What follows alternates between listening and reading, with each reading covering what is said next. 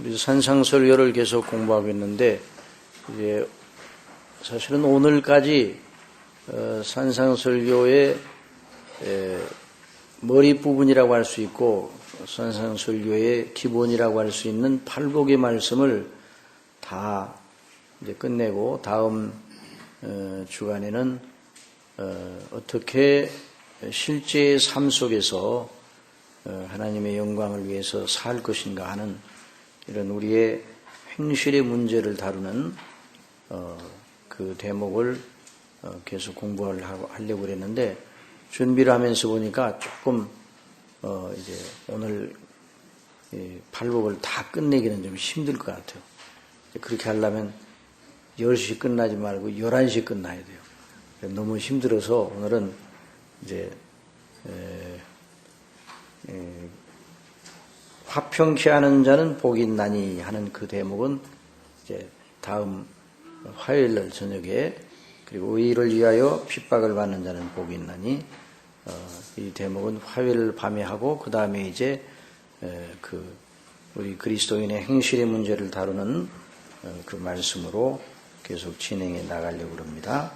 자, 오늘은 의에 줄이고 목마른 자는 복이 있나니 저희가 배부를 것이며, 5장 6절에 있는 말씀 다 같이 읽읍시다. 시작. 의에 줄이고 목마른 자는 복이 있나니 저희가 배부를 것이며. 자, 로이드 존즈 목사님은 그리스도인의 관심은 이 세상에서 자기 인생, 자기 삶을 살아갈 때 항상 복음에 비추어 보는 것이다. 그래서 우리 인생을 살아갈 때 어디에 비추어 본다고요? 항상 복음에 비달해서 살아가는 사람이다. 그렇게 말했습니다. 그렇습니다. 하나님의 자녀인 우리는 무엇을 가장 큰 가치로 여기는가? 우리가 어제 여러 번 지적하였듯이 우리의 최고봉은 하나님이셔요. 우리 주 예수 그리스도십니다. 그래서 하나님과 그리스도의 영광이 우리가 가장 크게 여기는 가치입니다. 그래서 하나님의 영광이 드러난다. 그리스도의 이름이 존귀하게 된다. 그러면 거기에서 우리는 영원한 가치, 물러설 수 없는 영광스러운 가치를 발견하고, 그것을 위해서 우리는 믿음을 행사하고, 또 하나님께서 주신 은혜를 따라서 그걸 보호하고, 또 나름대로 그걸 위해서 투쟁을 하고 헌신을 하는 것이죠. 그래서 사도 바울은 자기의 살고 죽는 것 모두를 하나님의 영광, 그리스도의 이름에다가 걸었습니다. 사도 바울은 잘 살았어요? 잘못 살았어요? 여러분, 사도 바울은 잘 살았어요? 잘못 살았어요? 잘 살았어요. 고난의 삶을 살았지만 살고 죽는 걸 어디다 걸었다고요? 하나님의 영광, 그리스도의 이름에다가 살고 죽는 것을 걸었어요. 그래서 하나님의 영광을 위해서 자기가 살기도 하고 죽기도 하고, 사나 죽으나 우리는 누구의 것이에요? 주님의 것입니다. 여러분 그렇게 믿습니까? 사나 죽으나 우리가 누구의 것이라고요? 주님의 것입니다. 이걸 언제나 잊지 말아야 돼요. 우리는 이 땅에 살면서 모두 내 것이라고 생각하니까 그냥 내 것도 내 것이고 다른 사람 것도 내 것이고, 그러니까 그냥 다마다 그 마음이 복잡한 거예요. 어떻게 하면 저걸 내 것으로 삼을까? 내 것이에요. 내가 주어진 것도 그것도 만족을 못하고 더 자꾸만 내 것으로 삼으려고 그러거든요. 그러다가 삶을 다 소진해버리고 나중에는 남는 것이 없게 되는 거죠.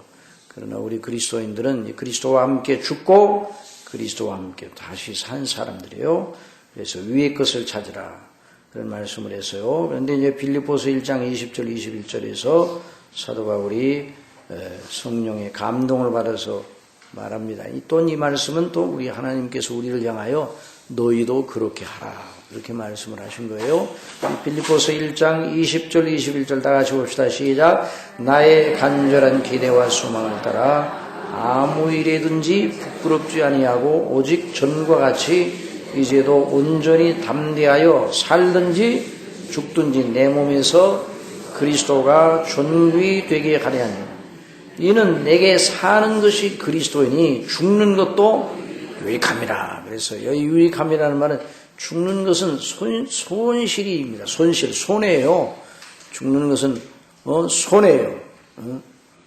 잃어버리는 거예요. 영어로는 죽는 것은 로스예요, 로스. 잃어버리는 거예요. 그런데 이제 사는 것이 그리스도예요. 사는 것이 그리스도니 죽는 것도 유익입니다. 죽는 것이 게인이라고 했어요. 게인. 죽는 것도 이득이라고 했어요. 죽는 것이 손실이 아니라 이득이라고 했어요. 그리스도 안에서 사는 사람은 이런 계산법을 가지고 있어요. 그리스도를 위하여 살고 죽는 우리는 사는 것이 그리스도니 죽는 것도 유익이라, 죽는 것도 이익이라 그리스도를 위해서 이렇게 사도 바울은 말하고 있습니다. 이제 그리스도에는 삶의 목적과 가치와 의미에 대하여 방황합니까? 방황하지 않습니까? 어느 것이 삶의 가치와 의미인가 이걸 몰라서 쩔쩔매고 방황하고 아직 그걸 찾지 못한 그런 상태의 사람이 아니란 말이죠. 다른 데서 삶의 목적과 의미를 찾을 필요가 없습니다. 그래서 사도 바울은 자기의 삶을 상 얻기 위하여 표대를 향하여 달려가는 경주에 비유하였습니다. 거기 다 같이 시작. 표대를 향하여 그리스도 예수 안에서 하나님이 위에서 부르신 부름의 상을 위하여 쫓아가노라 달려가노라 그래 말입니다. 또 천국은 다 같이 시작. 또 천국은 마치 좁은 진주를 구하는 장사와 같으니 극히 값진 진주 하나를 만나며 가서 자기의 소유를 다 팔아 그 진주를 샀느니라. 이 두 본문이 지시하는 두 경우를 보면 더 이상 방황을 하지 않습니다. 표대가 분명해요. 표대가 분명해요. 자기가 달려가야 할 목표가 분명하단 말이죠. 또 모자라거나 온전하지 못하기 때문에 다른 것을 더 첨가하고 보태야 되겠다. 이런 의식이 없습니다. 머뭇거림이 없어요. 아주 단호하고 전인적입니다. 표대를 향해 달려가는 사람도 오직 위에서 부르신 부름의 상을 위하여 매진하고 진주 장사도 극히 값진 진주 몇 개를 만났어요? 하나를 만났어요. 이 하나라는 게 중요한 거예요. 하나. 이 하나 바로 그리스도예요. 그리스도와 그 나라를 말하는 겁니다. 그 극히 값진 진주 하나를 위해서 자기의 모든 소유를 다 팔았습니다. 그러니 자기 있는 소유를 다 팔아가지고 그 진주를 샀다는 그 말은 무슨 말인가 하니 다른 진주를 찾아 나설 필요가 있다는 말이에요? 없다는 말이에요? 없다고 생각하고 더 이상 다른 데 가서 더 좋은 진주를 구할 생각을 하고 이 극히 값진 진주 하나 속에 좋은 진주의 요소 전체가 들어있어요. 그러니까 그리스도 안에 우리 주 예수 그리스도 안에 모든 좋은 것이 다 들어있습니다. 여러분 믿습니까? 모든 영원한 귀한 것이 다 들어있어요. 그 속에 저와 여러분의 영원한 행복이 다 들어있어요. 그러니 그 그리스도를 위해서 우리 자신을 온전히 내어주는 것은 절대로 손해가 아니에요. 우리 예수님 그리스도께서 우리를 위하여 당신 자신을 전부 다 내어주셨어요. 그리스도께서 당신의 피를 들이시고 피를 흘리셔서 그 피로 우리를 사셨어요.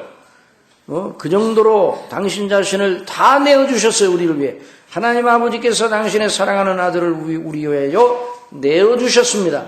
그런데 우리는 하나님을 위하여 주님을 위하여 내어주지 않아야 되겠어요? 우리가 이걸 가지고 이건 하나님 요 정도만 가지시고 나머지는 좀 내 것이 돼야 되겠다. 이렇게 하면 안 된다. 우리 모든 삶 전체가 그리스도를 위하여 온전히 드려져야 하는 것이다.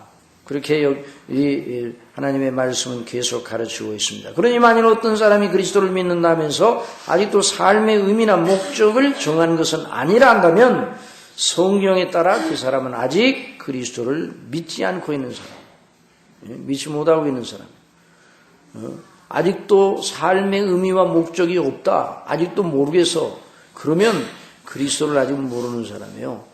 그리스도 밖에 있는 사람들은 삶의 의미와 목적을 정했어요? 정하지 않았어요? 정했으나 정하지 않은 거예요. 왜냐하면 언제까지 그 정한 것을 붙잡습니까? 살다가 바꿔요. 왜? 모자라니까 자꾸만 바꾸는 거예요. 철학적인 교훈이 자꾸만 시대마다 달라졌어요. 왜 달라져요? 모자라니까. 모자라니까 완전치 못하니까 달라졌어요. 그러나 우리의 목표 되신 우리 주 예수 그리스도, 우리 주 예수님 안에서 우리를 부르신 부름의 상을 위해 달려가는 그 목표는 절대로 바꿀 필요가 없어요. 다시 더 그걸 내가 이거 택한 걸 잘못 생각했나 이런 생각을 할 필요가 없어요. 자, 그래서 그리스도를 믿는다고 하면서 자기의 전체를 그리스도께 맡기는 것을 의미하는 게, 우리 그리스도를 믿는다는 말은 일부는 그리스도께 맡기고 일부는 다른 데 맡기는 것이 아닙니다. 자기 존재 전체 전인을 맡기는 것이죠.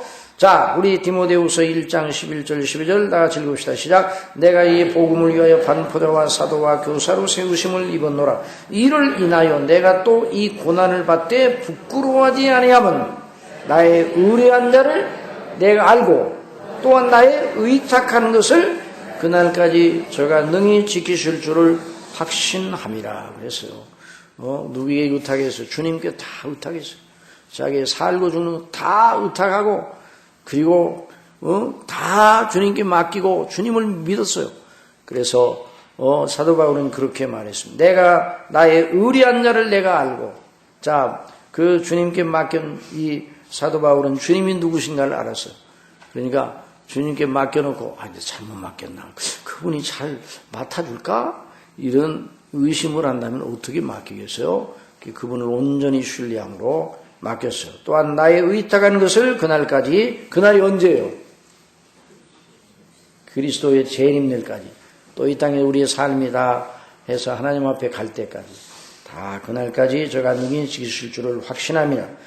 자, 물론 우리가 예수님을 믿고도 시험을 받아 우리의 시선을 주님께 집중하지 못하고 다른 데를 향할 때가 많습니다. 그것은 목표를 정하지 못했기 때문에 그런 것이 아니라 아직도 우리가 연약해요. 우리 속에 우리가 정한 목표대로 행하지 못하게 하는 죄의 원리가 있다. 그제 이틀 동안 계속 배웠죠. 우리 속에는 무슨 원리가 있어요? 죄의 원리가 있고 육체의 원리가 있고 또 무슨 원리가 있어요? 성령님의 인도하심을 받는 새 생명의 원리가 있어요. 우리 속에는. 그러니까 옛사람의 원리가 있고 새사람의 원리가 있어요. 우리가 신분적으로 그리스도와 함께 연합됨으로 법적으로는 옛사람에 대해서 죽었습니다. 예? 법정적으로는 죽었어요. 새 사람만 있어요. 법정적으로는. 그게 바로 의롭다 하심이에요. 의롭다. 그리스도와 함께 죽고 그리스도와 함께 살았죠. 그런데 아직 그 그리스도의 대속의 구속의 효력이 실제적으로 완벽하게 다 적용이 되지 못한 가운데 있어요. 그건 하나님의 경륜 속에서. 그러나 예수님이 오실 때 그것이 완전하게 다 적용이 되죠. 그때까지는 우리가 더군다나 이 세상에 육체 가운데 있을 때, 낮은 몸을 입고 있을 때는 우리의 육신의 본성이 아직도 있어서, 그래서 우리가 이제 믿음 생활을 하면서 이 목표를 정하고 나가더라도 자꾸만 이걸 저해하는 요소가 우리 마음속에 있어요. 그것이 연약이죠. 그래서 넘어지기도 하고, 또 다시 일어나서 또 걸어가다 또 넘어지고. 그러니까 몇 번 넘어지면 이제 끝나는가? 안 끝나요. 계속 넘어지고 다시 일어나요. 한번 따라해서 의인은 7번 넘어질지라도 어떻게 해요? 일어나는 거예요. 아주 엎드러지지 않는다고 그랬어. 의인은. 이 말은 무슨 말씀이냐니, 우리 예수 그리스도를 믿는 하나님의 사람들은 여전히 연약을 가지고 있어요. 그러나 우리 하나님께서 우리를 보실 때 그리스도와 연합한 자로 보시기 때문에 온전한 자로 그렇게 미리 선포해 놓으시고, 의롭다 하심이 그거예요. 법정적으로 선포해 놓으시고, 신분적으로 하나님의 자녀로 다 온전히 생명책에 올려놓으시고 영적으로 호적을 맞춰놓으셨어요. 그런데 아직도 연단받아야 돼요. 우리 심령이. 그래서 넘어지고 또 이렇게 연약해지고 또 시험에 들기도 하고 그렇죠. 그러나 여전히 우리는 목표를 다시 정할 필요가 없는 거예요. 목표는 이미 정해져 있는 겁니다. 그래서 우리가 그걸 이기려고 투쟁을 해야 됩니다. 그러니까 믿음은 투쟁의 연승입니다. 다 따라서 믿음은 투쟁이다. 그 믿음 생활하면 투쟁해야 돼. 오늘 여기까지 나올 때 여러분 투쟁했어? 안 투쟁했어? 투쟁했어. 아이고, 나가려고 그러니까 또 여러 가지 또 인간관계, 사람관계 또 여러 가지 문제들이 많아요. 그래서 이거 나오려고 그러면 여러 가지 조건도 어렵고, 또 날씨도 추운데 말이야. 아이고, 여기까지 나와야 되나. 이런 여러 가지 투쟁이 있을 수가 있어요. 또 여러 가지 또 마음속에 또, 아이고, 가면 또, 이거 1시간이 끝나지 않고 10시까지 하던데, 그런 또 여러 가지의 그 어려운 생각도 들어올 수 있어요. 그러나 이런 모든 걸 이기고, 그래도 하나님께서 주신 은혜를 힘입고, 우리를 사랑하시는 우리 하나님의 은혜의 영광을 또 맛보기 위해서 나가야지. 그런 마음을 가지고, 그게 일종의 이제 투쟁이에요, 우리 마음 속에서. 그래서 투쟁, 그래서 멈추거나 넘어지려고 하는, 그런, 우리 자신을 믿음으로 붙들어서 다시 이렇게 세우는. 여러분, 자전거 타고 가는 사람은 어떻게 타고 갑니까?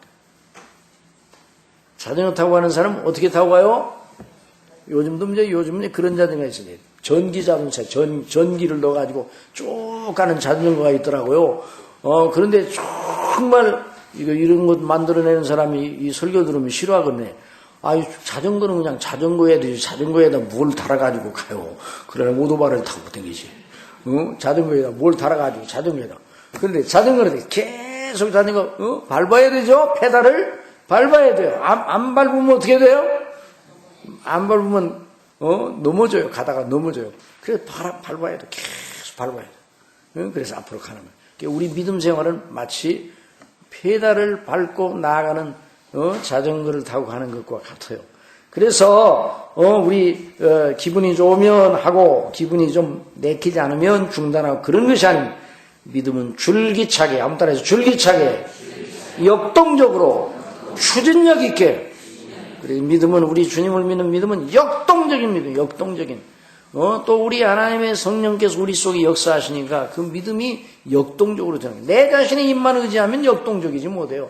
또 내 자신의 입만 의지하면 어떤 때는 시편 119편에서 우리가 배웠듯이 우리 영혼이 진토에 붙을 때가 있어요. 우리 영혼이 흙바닥에 넘어져 있는 것 같은 그런 때가 있을 수가 있어요.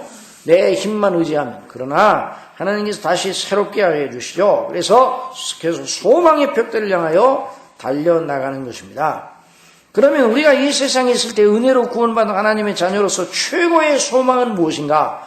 자, 하나님의 영광을 위한 것이라고 그러는데 최고의 소망은 무엇인가? 또 가장 귀하게 여기는 가치는 무엇인가? 하나님께서 창세전에 우리를 아시고 사랑하심으로 택하셨는데 또 구원하셨어요. 그리고 아들들로 삼겠다고 미리 정하시고 미리 정하신 대로 우리를 아들들로 삼아주셨어요. 그런데 어떤 사람으로 아들들로 삼아주셨는데 어떤 인간으로 어떤 인간상으로 세우려 하셨는가? 거기 한번 다 같이 보세요. 에베소서 1장 3절에서 6절까지 시작. 찬송하리로다 하나님 곧 우리 주 예수 그리스도 아버지께서 그리스도 안에서 하늘에 속한 모든 신령한 복으로 우리에게 복 주시되 하늘에 속한 모든 신령한 복으로 우리에게 복 주셨다고 그래서 복의 내용 시작. 곧 창세전에 그리스도 안에서 우리를 택하사 우리를 사랑 안에서 그 앞에 거룩하고 흠이 없게 하시려고. 그러니까 하나님 앞에 거룩하고 흠이 없는 사람으로 세우시려고 우리를 택하셨다. 그러니까 하나님이 우리를 향하신 이 계획은 너무 원대합니다. 그 기쁘신 때때로 우리를 예정하사 예수 그리스도로 말미암아 자기 아들들이 되게 하셨으니 이는 그의 사랑하시는 자 안에서 우리에게 거저 주시는 바 그의 은혜의 영광을 찬미하게 하려는 것이다. 그래서 우리 하나님 앞에 거룩하고 흠이 없는 사람으로 서서 영원토록 우리 같은 자가 어떻게 이런 영화로운 존재가 되었는가 하면서 영원토록 하나님의 은혜의 영광을 찬미하는 그런 사람으로 하나님이 세우시려고 우리를 택하셨단 말이에요. 자, 그러면 하나님 앞에 거룩하고 흠이 없는 상태는 무엇인가? 그것은 죄와는 전혀 상관없는 상태입니다. 불꽃 같은 눈으로 감찰하시는 하나님께서 보실 때 거룩하고 흠이 없는 완전한 사람, 영원히 하나님 앞에 두시고 보아도 기쁨을 이기지 못할 사람, 저와 여러분을 향하여 하나님이 언제나 기쁨을 이기지 못하시며 바라보시는 줄 믿으시기 바랍니다. 저와 여러분을 보실 때 뭘 이기지 못한다고요? 기쁨을 이기지 못해요. 그러니까 기쁨을 이기지 못하는 사람, 스바냐에 나오는 말씀인데 기쁨을 이기지 못하는 사람으로 영원토록 하나님 앞에 우리를 두시고 기쁨을 이기지 못해요. 하나님의 장막과 사람의 장막이 하나가 되어서 기쁨을 이기지 못하는 사람으로 하나님께서 우리를 세우시고자 뜻을 정하셨습니다. 우리가 낳기도 전에. 여러분 믿습니까? 우리는 언제 있었어요? 낳기 전에. 우리 낳기 전에 어디 있었어요? 이 세상에 태어나기 전에? 뭐 그렇게 오래 깊이 생각해요. 없었어요, 우리는. 그런데 우리가 있도록 하시겠다는 하나님의 뜻이 영원전에 정해. 하나님의 마음속에, 그래요. 저와 여러분이 하나님의 마음속에, 저와 여러분의 이름이 하나님의 마음속에 이미 다 지어져 있었어요. 그러니까 이렇게 참 우리가 이런 기쁨을 이런 그 은혜를 생각할 때 너무나 기쁘죠. 하나님께서 그리스도 안에 택하시고 구원하실 목적을 세우실 때 바로 그 인간상은 누구 안에서 발견되는가? 거룩하고 흠이 없는 인간상은 누구의 인간상이에요? 하나님 앞에 거룩하고 흠이 없는 인간상이 있어요. 그 인간상은 누구의 인간상이에요? 그렇죠. 예수 그리스도 우리 주님의 인간상입니다. 그 인간상, 바로 예수 그리스도의 인간상 안에서 완전한 인간상이죠. 그것이 바로 우리 예수님의 형상이에요. 예수님은 우리의 구원의 주가 되시면서 우리가 본받아야 할 인간상의 모델이십니다. 본질로는 하나님 아버지와 동등되시나 여전히 사람이 되신 예수님은 우리가 닮을 표본이셔요. 자, 예수님은 하나님이시면서 누구세요? 사람이십니다. 그러니까 최고의 완전한 사람이 바로 예수님이세요. 그러니까 예수님의 인간상을 본받는 그런 존재로 저와 여러분을 세우고자 하셨어요. 그러니까 저와 여러분이 대단한 존재입니까? 대단한 존재가 아닙니까? 대단해 안 대단해요. 옆에 계신 분들 한번 대단한가 안 대단한가 보세요. 대단해 안 대단해요. 아이고 대단하기는 뭐 대단해. 아이고 이 주름도 많으시고 아이고 이렇게 뭐 대단해 보이지 않죠? 그러나 하나님의 말씀을 보면요, 예수님 안에 있는 사람 대단한 존재입니다. 여러분 믿습니까? 대단한 믿음으로 봐야 돼요. 눈으로만 이렇게 육신의 눈으로 봐요. 믿음으로 말씀을 따라. 그러니까 저와 여러분이 예수님을 믿는 사람이라는 건 너무너무 놀라운 사실이에요. 대단한 존재, 영화로운 존재. 그래서 천사가 더 영화롭습니까? 우리가 더 영화롭습니까? 천사가 더 영화로워요? 우리가 더 영화로워요? 그럼 지금은 천사가 더 영화롭습니까? 우리가 더 영화로워요? 지금은 천사가 더 영화로워요? 우리가 더 영화로워요? 좀 대답하기 곤란하죠. 신분적으로는 여전히 우리가 영화로워요. 우리는 누구예요? 하나님의 아들들이에요. 그러나 실제적으로 현재 형편과 조건 속에서는 천사보다 조금 못한 상태에 있어요. 그러나 천사보다 인자가 무엇이건데 저를 권고하시며 생각하시나요? 천사보다 조금 못하게 하셨다 존귀로 관을 씌워주신다 그랬어요. 그러니까 저와 여러분이 천사들보다도 훨씬 영화로운 존재들입니다. 이걸 언제나 잊지 말아야 돼요. 그래서 언제나 우리 자신을 생각할 때 이런 의미의, 이건 교만이 아니에요. 이런 의미의 자긍심을 가져야 돼요. 아시겠습니까? 그러니까 자긍심을 가져요. 그러니까 아무리 우리가 어렵고 힘들어도 이런 자긍심을 놓치지 않으면 하나님께서 그런 믿음을 가지고 아이고 죽겠는데 죽겠어요. 죽겠다. 왜 살면서 죽겠다는 소리 많이 하죠. 그러나 우리는 절대로 죽지 않습니다. 믿습니까? 따라하세요. 나를 믿는 자는 뭐라고 했어요? 죽어도 살겠고 살아서 나를 믿는 자는 영원히 죽지 아니하리라. 저와 여러분은 죽어도 죽지 않습니다. 곧 죽을 것 같아도 안 죽어요. 그냥 우리가 저와 여러분이 이런 믿음을 가지고 우리 자신을 봐야 돼요. 자, 그래서 이제 그리스도의 형상을 본받도록 하기 위해 미리 정하셨다. 그랬어요. 하나님의, 자, 로마서 8장 29절 다 같이 봅시다. 시작. 하나님이 미리 하신 자들로 또한 그 아들의 형상을 본받게 하기 위하여 미리 정하셨으니 이는 그로 많은 영조 중에서 맏아들이 되게 하려 하십니다. 맏아들은 누구세요? 예수님. 우리는 그 예수님과 같은 자녀의 반열이, 예수님이 스스로 자녀의 우리와 같은 반열이 들어요. 그래서 우리가 예수님과 함께 영광을 받는 거예요. 그리스도와 함께한 상속자니 그리스도와 함께한 후산이 그리스도와 함께 영광을 받기 위하여 그랬잖아요. 그래서 그리스도와 함께 이 땅에 있을 때는 고난도 함께 받아야 될 것이니라. 장차 우리에게 나타날 영광을 현재 우리가 당하는 고난과 비교하면 비교할 수 있다고 그랬어요? 없다고 그랬어요? 없다고 그랬어요. 그래서 항상 뭘 가지고 다니라고 그랬어요? 마음에다 뭘 가지고 다녔어요? 저울을 가지고 다녀요. 저울을 가지고 다녀요. 그래서 우리가 앞으로 받을 큰 영원한 무거운 영광의 무거운 추를 가지고 다녀요. 그리고 거기다가 달면 이 세상에 있는 어떤 일도 다 가볍게 느껴지는 거예요. 그래서 사도 바울이 환난에 경한 것이, 잠시 받는 환난에 경한 것이 지극히 크고 영원한, 지극히 크고 중한, 지극히 크고 무거운 영원한 영광을 이루게 한다고 그랬어요. 그러니까 우리의 돌아보는 것은 보이는 것이에요, 보이지 않는 것이에요? 보이지 않는 것이에요. 보이는 것은 잠깐이요, 보이지 않는 것은 영원합니다. 이렇게 말씀을 했거든요. 그래서 언제나 이것을 잊지 말아야 돼요. 자, 그러면, 이제 더 나갑시다. 자, 그 목표를 두고 우리는 살아야 돼요. 우리를 향하신 하나님의 목적이 그리스도 안에서 우리가 지향할 목표입니다. 한번 따라해주세요. 하나님의 목적. 우리 교회의 이제 표현은 하나님의 목적을 지향하는 교회라고 그랬어요. 이건 뭐, 바뀌지 않아요. 어떤 분들은 해가 바뀌었는데 목표를 좀 세워야 돼요.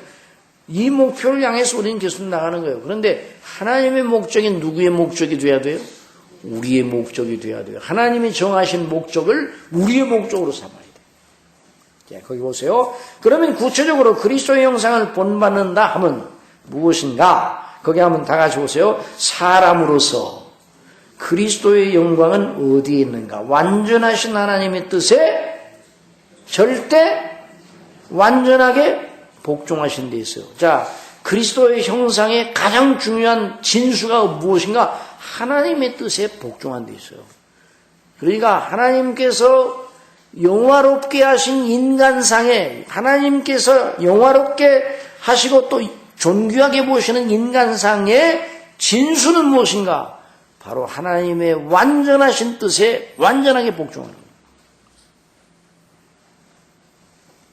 여러분, 하나님께 복종한다는 것이 상당히 오늘 이 땅에 있을 때는 기분이 좋습니까? 좀 좋지 않습니까? 여러분 마음속에 하나님께 복종한다 이런 말을 들을 때 아이고 좋아, 너무너무 기쁘다 이런 생각이 들어요.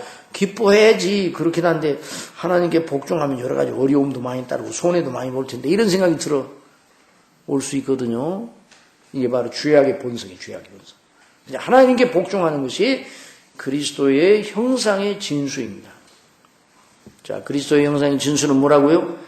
하나님의 뜻에 복종하는 것. 거기 빌립보서 2장 다 같이 읽으세요. 시작. 그는 근본 하나님의 본체시나 하나님과 동등됨을 주의할 것으로 여기지 아니하시고 오히려 자기를 비워 종의 형체를 가져 사람들과 같이 되었고 사람의 모양으로 나타내셨으며 자기를 낮추시고 언제까지? 죽기까지 복종하셨으니 이게 그리스도의 형상의 극치입니다. 예, 죽기까지 복종하셨으니 곧 십자가에 죽으십니다. 왜 이렇게 지금까지 이것을 우리가 알아야 되는가? 의에 줄이고 목마른 자라는 말이 무슨 말인가를 알기 위해서 이걸 알아야 돼요. 그냥 바로 들어가면 무슨 뜻인지 잘 모를 수가 있어요. 자, 여기 우리 주님이 말씀하시는 의는 무엇인가? 하나님 아버지의 뜻에 복종하는 것입니다. 절대로 복종하는 것이 의입니다. 뭐가 의라고요? 하나님께 복종하는 게 의예요. 죄가 뭐예요? 하나님께 불순종하는 게 죄예요. 죄가 뭐라고요? 하나님께 불순종하는 거예요. 어떤 연유나 누구의 꾀임을 받거나 아이가 하나님께 불순종하는 건 죄가 됩니다. 아, 나는 하나님께 불순종 안 하려고 그랬는데 뱀이 나를 꾀물어 먹었나이다. 그러니까 책임이 누구 있어요? 내가 아니고 뱀에게 있습니다. 이런다고 해서 책임이 없어지는 것이 아니었어요. 하나님께 불순종하는 게 죄입니다. 의가 뭐라고요? 하나님께 순종하는 것이 의입니다. 이것을 이제 언제나 잊지 말아야 돼요. 자, 구약 시대에 의인은 하나님의 율법. 그럼 하나님께 복종한다, 순종한다는 게 뭐예요? 하나님의 율법, 하나님의 계명에 순종하는 것을 의미합니다. 뭐라고요? 여러분, 하나님께 복종한다. 어떻게 하나님께 복종해야 돼요? 아니, 하나님이 어디 계시는데 하나님께 복종해야 돼요? 하나님이 어디 계셔요? 하나님께 복종하려고 그래도요, 하나님이 어디 계시는지 몰라가지고 복종 못 하겠는데요? 이렇게 하면 안 된다고요. 어떻게 하나님께 복종하는 거예요? 따라서 성경대로, 성경 기록된 대로. 그러니까 구약시대에는 성경에 기록된 바로 모세를 통해 주신 율법대로, 계명대로 순종하고 복종하는 거. 오늘날 이것이 마찬가지예요. 계명에 순종하는, 하나님께 순종하고 복종하는 것이에요. 이것이 바로 의예요. 하나님께 순종하는 것이 옳은 일이에요. 오르신 하나님께 순종하는 게 옳은 일이에요. 그러니까 피조물은 스스로 옳은 걸 결정할 권한이 없어요. 옳은 걸 스스로 결정할 권한이 없어요. 하나님께서 창조자 하나님께서 창조 세계에다가 부여한 질서와 규례를 복종하는 것이 바로 피조물의 위치예요. 그러니까 사람의 영광은 어디 있는가? 자기를 지으신 하나님께 복종하는 데 있어요. 그런데 사람들은 그렇게 안 하고 자기 자신이 스스로 길을 내고 자기 자신이 스스로 자기 자신을 세우려고 하였습니다. 그래서 선악을 하는 일에 하나님과 함께 되어 라는 이런 이 사단의 꾀임에 빠졌단 말이에요. 우리가 하나님과 함께 될 수는 없는 거예요. 하나님께 복종해야 되는 거예요. 그래서 하나님께 복종하는 것. 자, 하나님은 스스로 계십니다. 그런데 모든 피조물은 스스로 존재하지 않습니다. 저와 여러분은 의존적 존재입니다. 따라서 의존적. 피조물의 특성은 의존적이에요. 또 의존적입니다. 저와 여러분은 의존적이에요. 뭘 의존해야 돼요? 그러니까 하나님께서 지금 스스로 이렇게 있을 수가 없어요. 존재할 수가 없어요. 하나님은 스스로 계셔야 안 계셔요? 계시죠. 스스로 계셔요. 하나님은 스스로 충분하시고 충만하시고 스스로 영화로우셔요. 다른 어느 것도 보탬이 필요가 없어요. 보탤 것이 없어요. 하나님 모자란 부분도 없고 완전하신 분이에요. 그러니까 하나님 스스로 완전하셔. 왜 세상을 만드셨는가? 하나님이 모자라셔서 세상을 만드신 게 아니에요. 하나님이 심심하셔서 세상을 만드신 것이 아니에요. 하나님은 영화로우셔요. 혼자 계셔도 영화로우셔요. 근데 하나님의 영광을 드러내시려고 세상을 만드시고 통치하십니다. 그러니까 이 피조물의 영광은 어디 있는 거 아니에요? 그 하나님의 영광을 늘 바라보고 하나님께 복종하는 게 있어요. 이걸 우리가 잊지 말아야 돼요.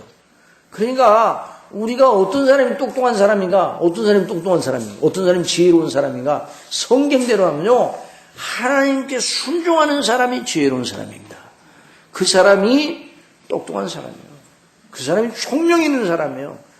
하나님을 거스리는 사람이 어리석은 사람. 그래서 악인은 그 마음에 누가 없다고 그래요? 하나님이 없다. 그 마음에 어리석은 자는 그 마음에 하나님이 없다. 이렇게 말해요. 그러니까 하나님이 없어요. 그 사람 속에. 그 사람 하나님의 뜻은 아무 상관이 없어요. 내 뜻이 있으면 돼요. 그 어리석은 사람이 어리석은 사람.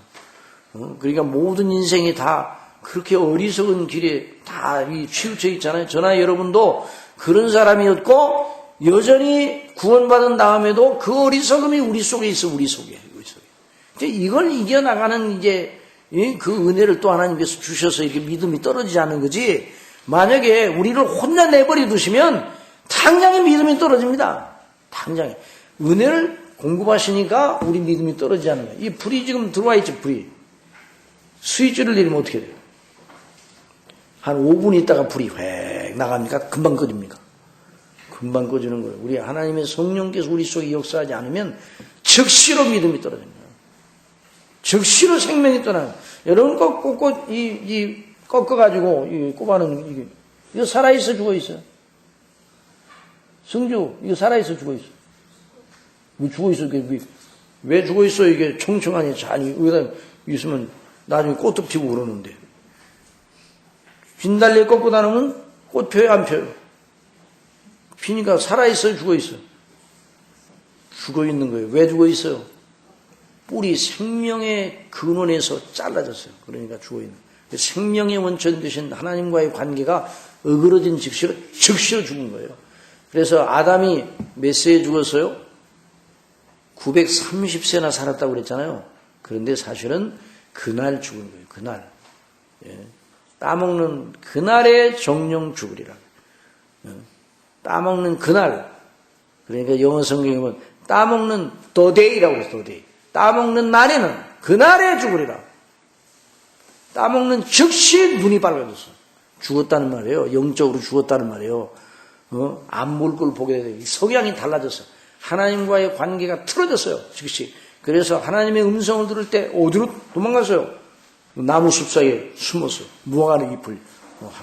그러니까 그 성향이 그게 죽은 거예요. 죽은 거. 하나님과의 관계에 대해서 이 영적인 교제가 끊어진 상태예요.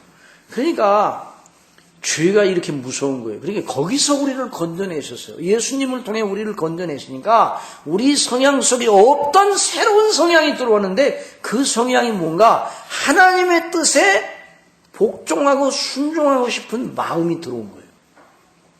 놀라운 변화입니다. 그러니까 하나님의 은혜가 없이는 이런 마음, 이런 것이 들어올 수가 없어요. 갈고 닦고 막 그냥 연말을 하고 막 극기 훈련을 하고 여러 가지 프로그램을 막 가지고 사람을 막 돌리고 사람을 아주 괴롭게 하고 막 훈련을 시키고 그러면 사람이 상당히 변하겠죠. 그런데 그 변화는 껍질만 변해요. 껍질. 그 속은 하나도 안 변해요. 그래서 하나님의 명령에 복종하는 그것이 의인데 그런 성향이 믿는 사람 속에 들어와 있다 이 말이에요. 그래서 의에 줄이고 목마른 상태로 들어간다 이 말이에요. 자, 여기서 또 봅시다. 그러니까 하나님께 복종하는 하나님의 계명에 순종하는 하나님의 말씀하신 계명에 그러니 여기서 우리 주님께서 세상에는 하나님의 자녀들이 복된 특성이 의에 줄이고 목마른 사람 곧 하나님의 뜻에 복종하고 싶은 소욕이 일어나는 사람이다 그 말입니다. 소욕이 일어나야 돼. 소욕이 일어나야 돼, 안 일어나야 돼? 소욕. 여러분 밥 먹을 때 여러분 소욕이 일어납니까, 안 일어납니까?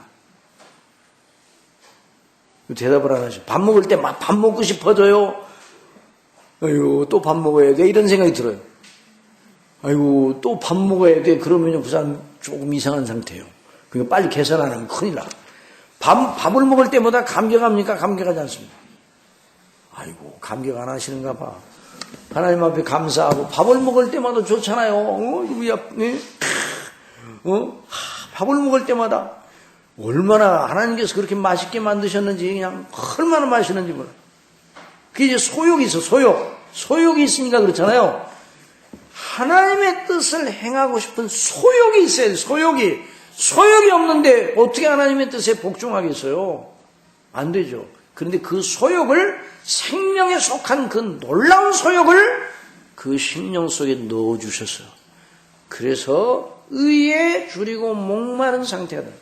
자, 사람이 밥을 먹지 않으니까 밥을 먹지 않으면 배가 고프다.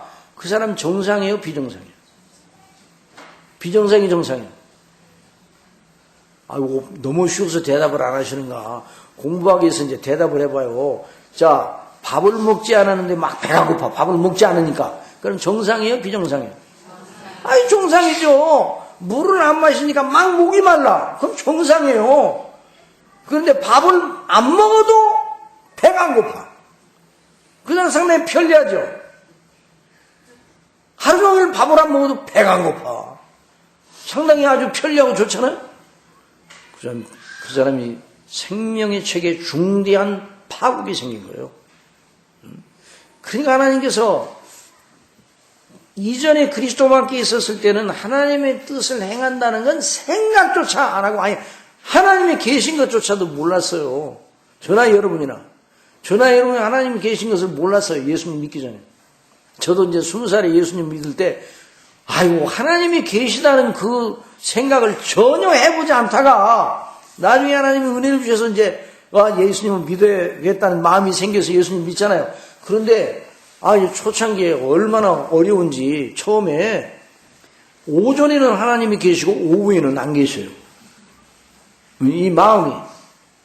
그러니까 우리 심령 속에 누가 역사하셔야 돼요? 그래서 이제 그 문제를 가지고 고민을 했더니 기도하면 된다고. 기도하면. 기도하면 그 마음이 없어져요. 하나님이 계시다가 안 계시다가.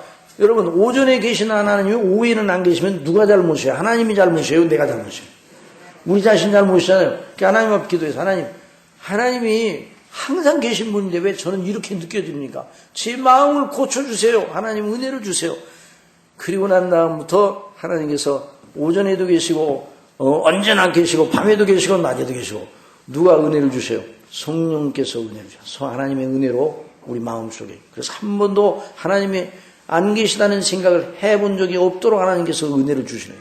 그리고 공급하는 그런 은혜를 주시네요. 저와 여러분이 그런 은혜를 받았습니다. 여러분 믿습니까? 그러니까 우리가 믿음이 연약해지고 막 우리 본성이 우리를 막 장악하려고 할 때 즉시 어떻게 해야 돼요? 즉시로 어떻게 해야 돼요? 즉시로 어떻게 해야 돼요? 내버려둬. 아이 뭐 그런 생각이 들든 말든 내버려둬. 그렇게 하면 안 돼요. 어린아이들이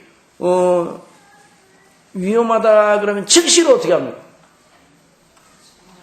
즉시로 어떻게 해요?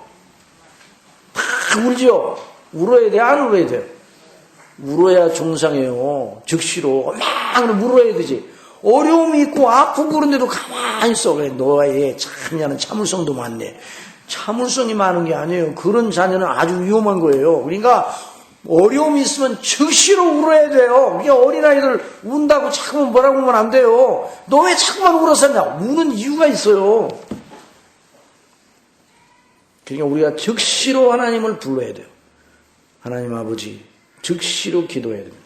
따라서 무시로 성령 안에서 기도하라. 우리 마음속에 나쁜 생각이 들어서 즉시로 하나님 앞에 하나님을 향해 막 부르짖어. 하나님! 막 SOS를 쳐야 돼. SOS를 쳐야 돼. 그런데 그냥 SOS를 안 쳐. 그냥 아이고 하나님 이 정도는요 제가 다 해결할 수 있어요. 내 힘으로. 그러다가 그냥 꽈당 넘어지는 거예요.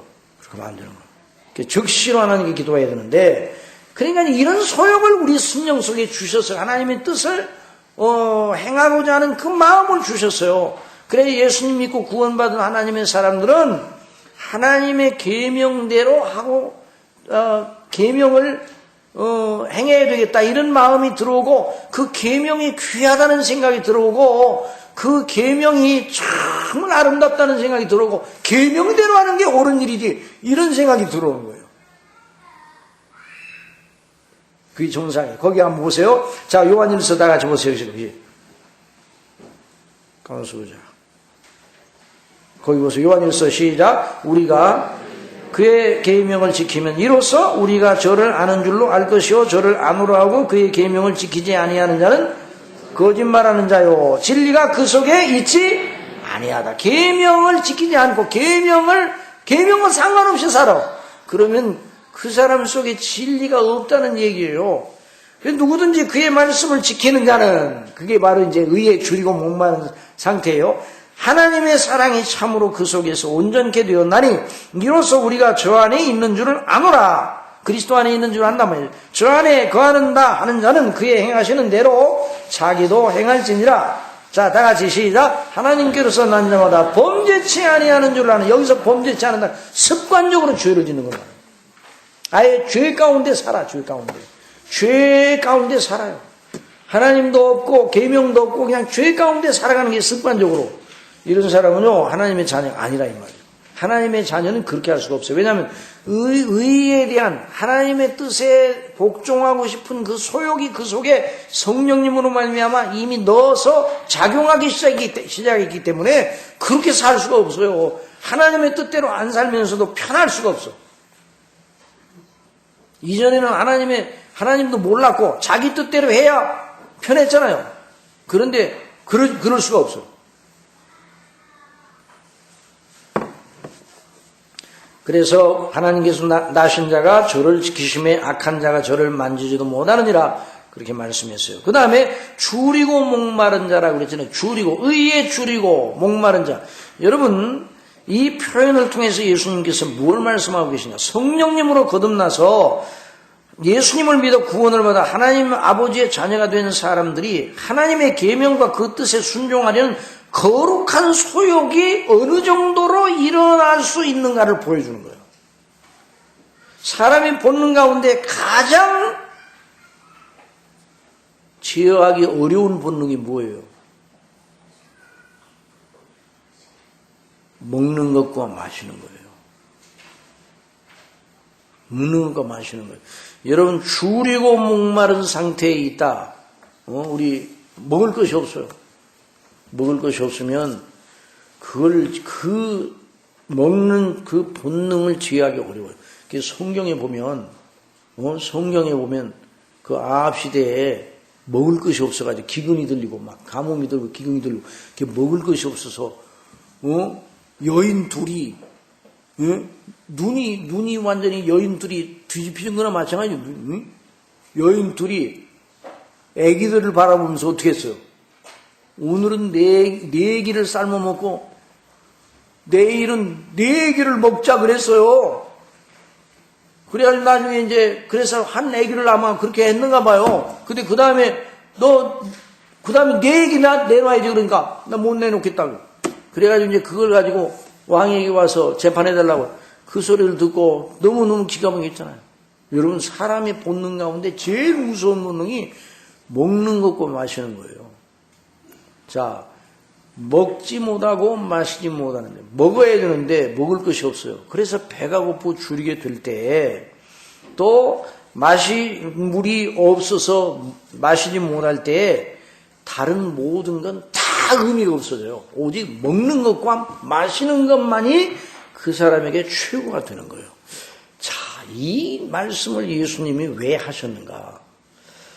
자, 이런 상태에 들어가도록 성령께서 주장하시기를 원합니다.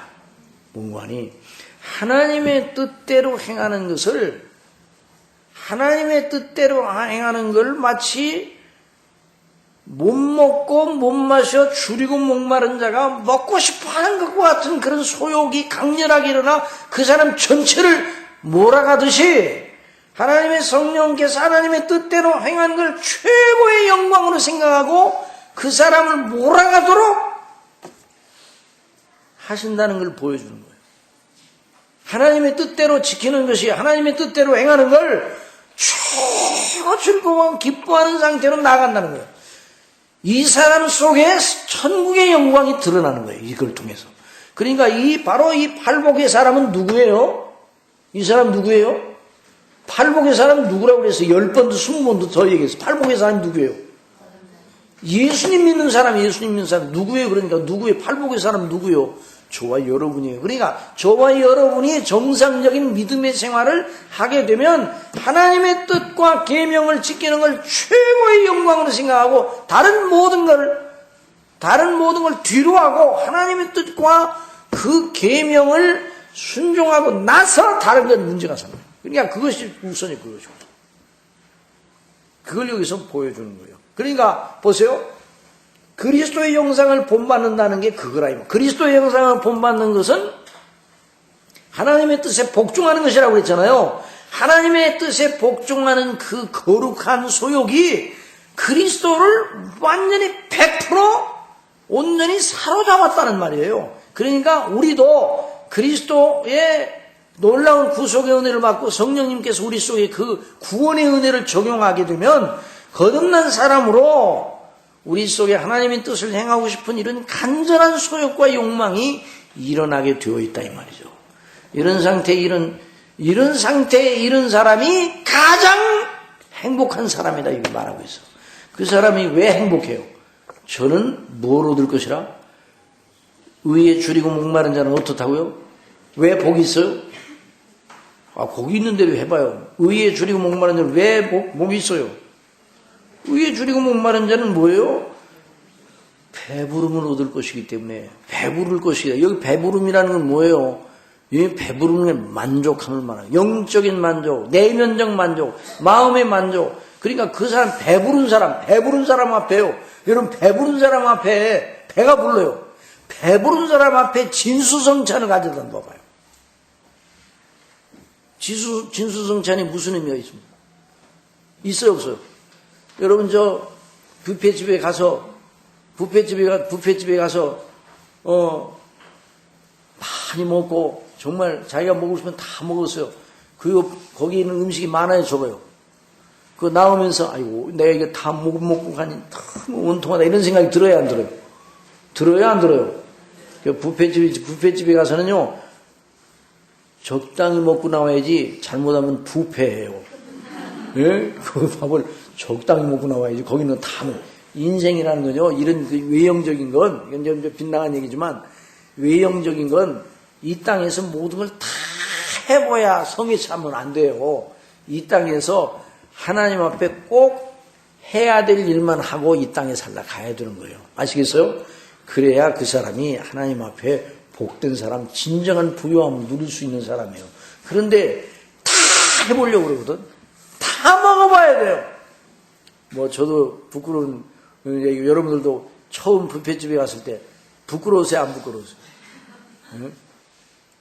저도 처음에 전도사 때 말이에요. 그때 70년대 그때 참 그렇게 어디 잔치집 한다 그러면 며칠 굶는다 뭐 이런 얘기도 하고 자꾸만 이제 우스갯소리도 하는데 부흥회를 하는데 그 부흥 강사 목사님하고 교육자들하고 다 같이 가서 이제 그 호텔에 저 엠베서더 호텔에 거기 호텔에 그냥 들어가는 마저도 그냥 영광스러워. 그 호텔에 내가 가본 적이 없어요.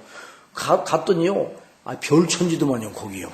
음식이 그냥 정말 제 마음에 산더미처럼 쌓여있다 그래요. 그러니까 거기 이제 우리를 이제 대접하는 그 사람 이제 그분이 뭐라고 그 장로님 아드님인데 그 치과 의사 하시는 거예요.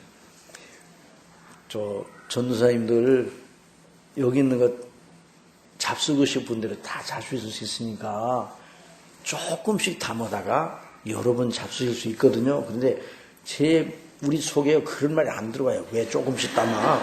진짜 왜 조금씩 담기는? 실컷 먹어야지. 그래가지고요. 거기는 가지수가 얼마나 많아요. 그러니까 하나도 맛 안 본 것이 없을 정도로 담았어. 그 나중에 세수대 하나. 다 먹을 수 있어요, 없어요? 여러분 안 그랬어요? 제가 좀 미련해가지고 그랬는가 봐요. 그래 다음부터는 그래서 인생은 뷔페와 같구나. 뷔페와 같구나. 거기 있는 걸 다 맛보려고 그러면 뷔페야, 뷔페. 먹을 것만, 자기에게 소용되는 것만 딱 먹고 말아야 되는 거예요. 다 따라하세요. 모든 것이 가나. 모든 것이 유익한 것이 아니요. 사도 바울이 모든 걸 다 알 수 있어요. 그러나 모든 것이 다 우리에게 유익을 주는 건 아니에요. 아니, 그렇고. 그러니까 배부른 사람에게 그 많은 진수성찬이 의미가 있어요, 없어요? 영적인 배가 부른 사람에게는요, 다른 외형적인 문제가 큰 문제가 아니에요. 그러니까 그 사람은 시험에도 세상에 좋은 걸 다 갖다 줘도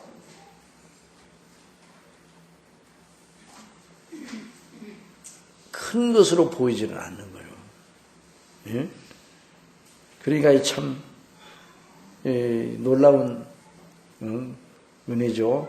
자, 거기 보세요. 자, 줄이고 목마른 자는 이 표현으로 그 말씀을 하셨는데요. 자, 거기 보세요. 우리 주님께서 가운데서 그 표현을 쓰신 것을 아주 깊이 유념해야 합니다. 거듭나서 예수님을 믿어 구원받아 그 안에 성령님의 역사를 따라 충만하게 하면 하나님의 계명에 순종하는 걸 최상의 가치와 목적으로 삼아 추구하되 그 추구함이 줄이고 목마른 자가 먹을 것과 물을 찾는 것에 비유할 수 있다는 말입니다. 성령 충만한 상태는 어떤 상태인가요? 바로 그리스도 안에는 구원의 은혜에 감격하고 하나님께서 내게 주신 모든 은혜를 무엇으로 보답할 거라고 부르짖으며 그 하나님의 뜻에 복종하고 싶은 간절함의 상태를 말하는 겁니다. 그 사람은 그래서 성경을 사랑합니다. 뭘 사랑해요? 성경이 누구의 말이니까? 하나님의 말씀입니다. 또 성경을 강론하는 걸 즐겨 듣고 최상의 양식으로 여기고 그 들은 대로 배운 대로 즉시 순종하고 실천하고자 하는 사람입니다. 이런 상태는 어떤 영적인 높은 경지 곧 성화의 진보를 한 어떤 사람에게만 해당되는 게 아니라 그렇지 않습니다. 처음 예수님 믿고 은혜 받을 때부터 이런 일이 시작이 됩니다. 마치 갓 태어난 아기가 엄마 품에 안기는 순간부터 엄마 젖을 물고 빠는 것과 같은 것입니다. 그 어린아이에게 너 나가거든 엄마 젖을 꼭 물고 젖을 먹어야 된다 이런 걸 가르쳐 줬어요? 안 가르쳐 줬어요? 그 생명의 본능 속에다 하나님께서 심어 놓으신 거예요. 그러니까 낳자마자 엄마의 젖을 먹고 배부르면 어떻게 이게 영적인 영혼, 우리 영혼의 상태도 마찬가지입니다. 하나님의 뜻에 복종하여 의를 이루는 일은 그리스도의 의를 힘입어 의롭다 하심을 받고 우리 속에 성령께서 양자의 영과 보혜사로 역사하시는 성령님의 역사가 나타나자마자 생명의 고동이 시작이 되면 이런 일이 일어난단 말이에요. 의에 줄이고 목마른 자는 복이 있나니 저희가 배부를 것이고 우리 주님께서는 당신을 믿음으로 하나님의 자녀들 우리가 그렇게 하나님의 뜻에 복종하려는 거룩한 소욕을 가지는 상태, 배부른 상태라고 말씀하십니다. 참 묘한 영적인 역설입니다. 의에 줄이고 목마른 자는 배가 부른 복을 누린다는 것입니다. 배가 부르다는 건 그 심령의 진정한 만족과 부요를 말하는 것입니다. 이전에 예수님을 믿지 않을 때에는 전혀 알지 못하던 만족과 부요함입니다. 예수님 모를 때는 전혀 무엇인지 몰랐어요. 이 세계를요. 그러니 그 사람이 다른 것을 더 취하려고 두리번길 필요가 없습니다. 이미 배가 불렀는데 영적으로 배가 부른 자 앞에 차려놓은 진수성찬은 그 사람에게 매력을 젖어 주지 못합니다. 그리스도 안에서 구원을 받은 사람은 그리스도의 의로 영원히 의롭다 하심을 받고 이제는 하나님의 자녀로 하나님의 뜻에 복종하는 걸 최상의 가치와 목적으로 하는 그 사람에게 있어서 세상에 속한 잠시 죄악의 즐거움은 매력이 있어요, 없어요? 없는 거예요. 그러니까 세상에 속한 것으로 우리를 유혹할 때는 그리고 그 유혹에 빠져넘어갈 때는 우리의 영적인 상태가 이런 상태에서 좀 낮아진 상태예요. 그러니까 그때가 어떤 때예요? 하나님의 말씀을 따라 각성을 받고 기도함으로 다시 새 힘을 얻어야 될 때예요. 그러니까 시험이 오면 즉시 어떻게 해야 돼요? 즉시 하나님 앞에 기도하며 하나님의 말씀을 상고하기 시작해야 됩니다.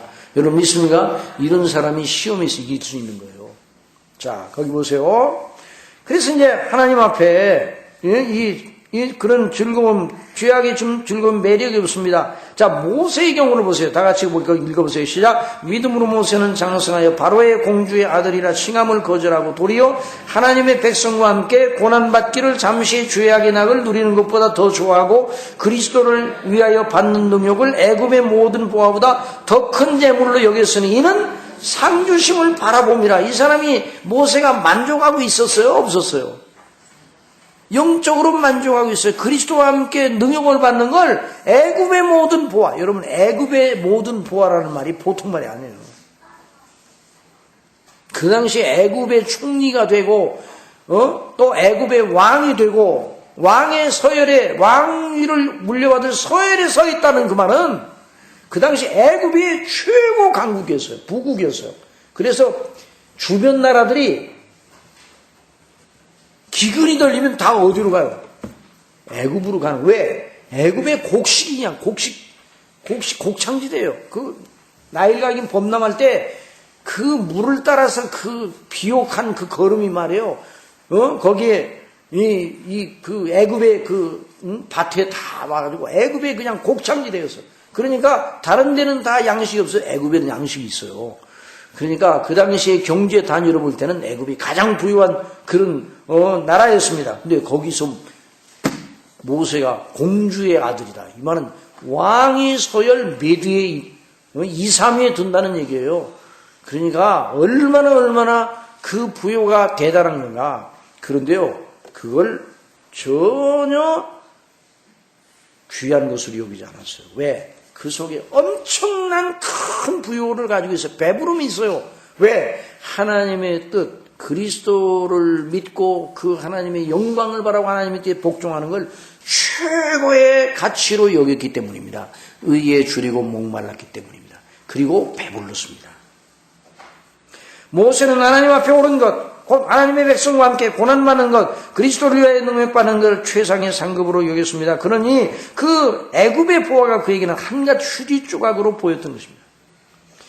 그 내면이 하나님과 그리스도로 인한 구원의 은혜와 그 부여로 가득 차 기쁨에 겨워 있으니 다른 것이 비집고 들어갈 틈이 없었다는 말입니다. 자, 시편 4편 5절에서 8절 시작. 의의 제사를 드리고 여호와를 의뢰할지어다. 여러 사람의 말이 우리에게 선을 보일 자 누구냐 하오니 여호와여 주의 얼굴을 들어 우리에게 비추소서. 주께서 내 마음에 두신 기쁨은 저희의 곡식과 새 포도주에 풍성할 때보다 더하니다. 내가 평안히 눕고 자기도 하리니 나를 안전히 거하게 하시는 이는 오직 여호와시니라. 주께서 내 마음에 두신 기쁨이 저희의 곡식과 새 포도주에 풍성할 때보다 더하다고 그랬어요. 그래서 평안히 눕고 자기도 한다는 말은 영적 부요를 말하는 거예요. 영적 평안, 영적인 만족함. 나를 안전히 거하게 하시는 이는 오직 여호와십니다. 이것이 바로 하나님의 복된 자녀들인 믿음의 사람들의 특성입니다. 이 특성은 일회성으로 끝나는 것이 아니라 마치 생수의 삶에서 솟구쳐오르는 오는 생수같이 계속 영원토록 계속되는 거예요. 그러니까 여러분 보세요. 의에 줄이고 목마른 상태가 정도의 변화가 있겠어요, 없겠어요? 의에 줄이고 목마른 상태가 정도의 변화가 있겠어요, 없겠어요? 항상 충만하지 못할 때가 있어요. 그러니까 성령 충만하게 될 때 이 소욕이 강화되겠지. 그런데 이제 육체가 우리를 주장하게 될 때 이 소욕이 낮아지는 거예요. 그게 바로 진토에 붙은 상태거든요. 그럴 때 말씀과 기도를 통해서 또 우리에게 은혜를 주셔서 새롭게 해주시거든요. 이 그리스도 안에서 우리에게 주시는 은혜가 이렇처럼 놀라워요. 이게 생수의 은혜예요. 그래서 예수님께서 말씀하셨습니다. 그래서 이 생수, 영원토록 솟구쳐 오르는 생수와 같이 계속 우리 속에서 작용하는 복음의 능력, 이걸 우리가 누리고 있는 거예요. 자, 그 요한복음 4장 시작. 예수께서 대답하여 가라사대 이 물을 먹는 자마다 다시 목마르느니와 내가 주는 물을 먹는 자는 영원히 목마르지 아니하리니 나의 주는 물은 그 속에서 영생하도록 솟아나는 샘물이 되리라 말씀하셨습니다. 자, 이전에는 죄의 즐거움을 위하여 다른 것으로 자신을 채우려 하였으나 그 마음의 깊은 데서는 항상 모자라고 궁핍하고 배가 고팠죠. 여러분, 죄를 짓고 죄 가운데 있는 사람이 궁핍해요, 부유해요? 궁핍하죠. 궁핍하니까 날마다 만족이 없어요. 날마다 짜증이고 죄 가운데 있으면 날마다 불만이요. 감사의 여건이 없어요. 날마다 불만이죠. 그러나 그리스도 안에 있으면 하나님의 뜻에 복종하게 되면 그 마음속에 기쁨이 있고 그 마음이 충만한 상태에 있단 말이죠. 부요함이 있어요. 그리스도 안에서 우리는 이제 새로운 갈급한 소욕과 참된 만족의 사람이 되었습니다. 사랑하시는 성도 여러분, 우리는 정직하게 우리 자신을 말씀에 비추어 봐야 합니다. 자, 이게 이제 지금까지 우리가 들었던 말씀에 비추어 봐야 돼요. 자, 이 말씀이 무엇인지 이해가 안 되면, 자, 이 말씀을 통해 큰 은혜를 받은 여러분이 되시길 바랍니다. 이 말씀을 통해서 이게 바로 예수님 믿는 기쁨이고 영광이구나. 이걸 안 보는 정말 은혜를 받고 거듭난 사람. 그런데 이 말씀이 무슨 말씀인지 이해가 안 됐고 이게 마음에 이게 와닿질 않고 나와는 상관없는 얘기처럼 들린다 그러면요, 정직하게, 그런 경우라면 정직하게 아주 거듭나지 아니한 상태예요. 왜냐하면 이건 거듭난 사람에 대한 얘기거든요. 그런데 물론 정도의 차이는 있어요. 더 충만한 사람과 그렇지 못한 사람. 지금까지 말씀하신 심령이 가난한 자, 또 애통하는 자, 또 온유한 자, 의에 줄이고 목마른 자, 요 정도의 차이가 이런 그 팔복의 상태의 정도의 차이는 있지만 반드시 그것이 무엇인가 있어야 돼요. 그런데 이것이 나와는 전혀 상관없게 들린다 그러면요, 아직 그리스도인이 아닙니다. 그래서 이건 하나님과 그분과의 관계거든요. 그러니까 하나님께 집중하시고 그런 은혜 속에 거하시기를 바랍니다. 그럼 하나님께 집중하셔서 하나님께 울부짖으시기 바랍니다. 자, 로이드 목사님이잖아요. 그 로이드 목사님 사모님이 회심한 얘기는 이것과 연관돼서 도움을 줄 수 있어요. 목사님과 결혼한 후에 2년 동안 그 목사님의 설교를 듣다가, 몇 년 동안 들었다고요? 2년 동안 들었으니까 많이 들었어요. 적게 들었어요.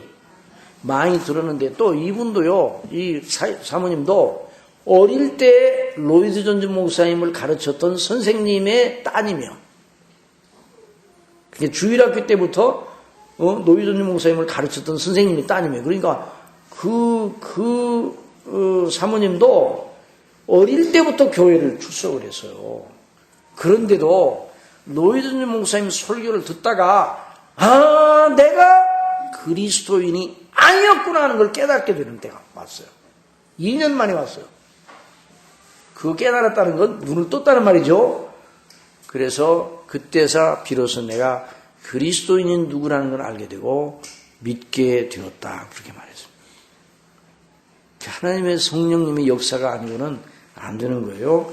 그러니까 이 말씀은 여러분들을 비판하기 위해서 그런 게 아니라 여러분 각자가 자신을 돌아보면서 이걸 갖고 나오는, 물론 연약하기는 하지만 내게 이게 있구나 그러면 충만한 데 이르기를 원하시고 성령님의 역사로 인해서, 그리고 그런 것이 없다, 그렇게 전혀 이건 나와는 상관없다 그러면요 심각하게 고민하며 하나님 앞에 기도하셔요. 그래서 겸손하게 하나님의 은혜를 구하여 회심하여 그리스도 안에 확고하게 서게 되는 그런 일이 있기를 바랍니다. 자기의 상태가 그런 상태는 남들과 비교하여 부끄럽게 여기지 말아야 합니다. 왜냐하면 저나 여러분이나 이런 팔복이 묘사하는 사람이 된 건 우리 자신의 힘으로 된 것이 아니거든요. 하나님의 은혜로 된 것이니까 다른 사람이 아직 그런 상태에 있지 못하다고 해서 비판할 그런 우리가 권리가 있는 것이 아니에요. 그건 다 하나님께 있는 거예요. 세우는 권세가 누구에게 있어요? 남을 세우는 권세가 내게 있는 게 아니에요. 하나님께 있는 거예요. 나를 세우는 권세가 하나님께 있는 거예요. 그러니까 이런 면에서 서로 비교할 필요가 없어요. 하나님께 은밀하게 구하면 됩니다. 하나님께 은혜 주시기를 위하여 찾아오시는 날, 그날이 그 사람의 구원의 날이요 새롭게 지으심을 받은 날입니다. 자, 누가복음 19장 그 삭개오의 집에 가신 예수님에 대한 이야기가 나오죠. 다 같이 시작. 예수께서 그곳에 이르사 우러러보시고 이르시되 삭개오야 속히 내려오라. 내가 오늘 내 집에 유하여야 하겠다. 누구네 집에 유하여? 여러분 예수님이 여러분의 집에 들어가야 되겠다. 그럴 때 좋으시겠어요? 안 좋으시겠어요? 너무너무 좋잖아요. 우리 집에 오신다니 삭개오 입장에 생각을 해봐요. 그래서 삭개오가 뽕나무에 올라가지고 예수님이 오신다니까. 벌써 그때부터 하나님께서 사랑하시는 사람이기 때문에 그때부터 심령 속에 예수님에 대한 소문을 듣고 예수님에 대한 관심을 가지고 뽕나무에 올라갔어요. 그래서 이제 내려오라고 그래, 내려오라고. 그러니까 예수님은요, 당신을 정말 믿음으로 우러러 보는 사람을 예수님은 모르실까? 예수님은 나 같은 사람을 아실까? 이런 염려하실 필요가 없어요. 자, 하시니 급히 내려와 즐거워하며, 어떻게 했다고요? 즐거워하며 영접하거늘 뭇사람이고 수군거리 가로되 저가 죄인의 집에 유하러 들어갔더라. 왜 죄인의 집에요? 이 세리장이라 세금을 로마 정부를 대신하여 걷는 척하면서 로마 정부에 일부 주고 나머지는 자기가 착복을 한 아주 이제 세리장이다 그러면 아주 그 당시에 죄인의 넷대리가 붙어 있었어요. 유대인들 사이에. 그러니까 그러니 이제 삭개오가 예수님 오신 예수님에게 여쭈오되 주여 보시옵소서. 주님으로 부르시. 내 소유의 절반을 가난한 자들에게 주겠사오며 만일 네 것을 토색한 일이 있으면 사면을 갚겠나이다. 여러분 요 장면을 보세요. 이렇게 해야 공로가 되어 구원받겠다는 얘기가 아닙니다. 여러분 삭개오가 지금 뭘 여기서 어떤 변화가 일어났어요? 자기가 이런 일을 지금까지 했잖아요. 했는데 그전에는 했는데 양심에 꺼리긴 있긴 있었지만 양심 무시하고 모든 걸 했어요. 그리고 죄책감이 별로 없어서. 그런데 예수님을 만나고 예수님을 영접하고 나서 그 마음속에 죄가 뭐라는 걸 알고 의가 뭐라는 걸 알고 하나님의 판단과 심판이 뭐라는 걸 알고 예수님 앞에 자기 잘못한 것을 생각이 나가지고 하나님의 뜻에, 예수님의 뜻에 복종하는 것이 최고의 영광이라는 걸 알게 되었어요. 그러니까 여기 팔복에서 나타난 그것이 다 한꺼번에 이 삭개오의 그 심령 속에서 들어가 있는 거예요. 그러니까 그 심령 속에 팔복에서 묘사되는 그 씨가 들어가서 작용하기 시작한 거예요. 그러니까 예수님께서 말씀하십니다. 다 같이 시작. 이르시되, 거기 보세요. 시작. 이르시되, 시작. 오늘 구원이 이 집에 이르렀으니 이 사람도 아브라함의 자손입니다. 삭개오가 그렇게 해서 그것이 공로가 돼서 구원받았다는 얘기가 아니에요. 그것이 아니라 구원은 누구로 말미암아 오는 겁니까? 예수님으로 말미암아, 하나님으로 말미암아. 그래서 예수님께서 그 삭개오의 마음속에 들어가신 거예요. 그 집에 그냥 예수님 몸만 들어간 게 아니라. 자, 이제 우리 조금 더 합시다. 자, 그래서 이제 이걸 우리가 이제 생각하면서 우리 이 말씀을 비춰보면서 이렇게 우리 자신을 또 비춰봐야 됩니다. 자, 그 다음에 이제 이웃을 향해 그 사람됨을 드러내는 복 있는 사람. 자, 이제까지 예수님은 당신을 믿는 믿음으로 말미암아 은혜로 구원받은 하나님의 자녀들이 하나님과의 관계에 대해 어떤 자인가에 대해서 말씀하셨어요. 자, 심령이 가난한 자, 따라서 인정이 가난한 자. 그 다음에요, 애통하는 자. 그 다음에 온유한 자. 그 다음에 의에 주리고. 그러니까 그리스도인 하나님의 자녀들이 하나님께 대하여 어떤 자로 변화가 되고 복된 상태에 있게 되는가를 지금까지 말씀하셨어요. 하나님께 대하여. 참 복 있는 것이죠. 여러분, 하나님께 대하여 일단 하나님과의 관계가 정립이 돼야 돼요. 하나님께 대하여 이 모든 항목이 복의 항목이 하나님과 관계, 하나님을 향한 복입니다. 이것이 가장 우선해야 합니다. 이 면에서 충실하지 못하면 무너지게 돼요. 흔히 오늘 사회 정의에 대해 크게 말하면서 이 하나님과의 관계에 대하여 말하지는 않는 경우들이 많아요. 그것은 사회복음이라고 해도 소셜 가스펠이라고 그러는데 이것은 성경적인 복음에 위배됩니다. 성경의 복음은 항상 살아계시는 하나님과 나의 관계입니다. 그 가장 우선인 거예요. 그것이 중심에 와야 함을 성경은 늘 가르칩니다. 하나님은 우리의 알파와 오메가, 처음과 나중 되십니다. 그럼에도 불구하고 그리스도 안에서 구원받은 하나님의 사람들은 그 사람됨 그리고 그 마음과 행실을 사람들과의 관계 속에서 드러내기도 해서 그러니까 하나님과 바른 관계에 있는 사람은 사람에 대해서도 바른 관계의 사람으로 변화가 된다 이 말이에요. 자, 죄는 어떻게 했어요? 죄는 누구를 거스리는 거예요? 하나님을 거스리죠. 그러니까 하나님을 거스리니까 사람과의 관계도 어그러졌어요. 하나님을 불순종하니까 사람을 미워하고 죽이는 일이 생기고.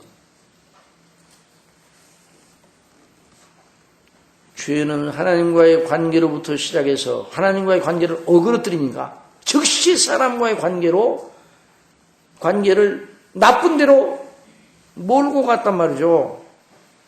그래서 죄 중에 있는 자들은 하나님께 대하여 경건치 않은 마음과 행실을 보이고 사람들과의 관계 속에서 각종 불의한 일을 행하게 되어 있는 겁니다. 자, 로마서 1장 18절 시작. 하나님의 진노가 불의로 진리를 막는 사람들의 모든 경건치 않음과 불의에 대하여 하늘로 쫓아 나타나니 이와 같이 그리스도 안에서 있는 그리스도 안에서 구원받은 사람은 이 경건치 않음과 불의, 이것이 바로 죄 가운데 있는 사람의 경건치 않음, 하나님께 대해 경건치 않아요.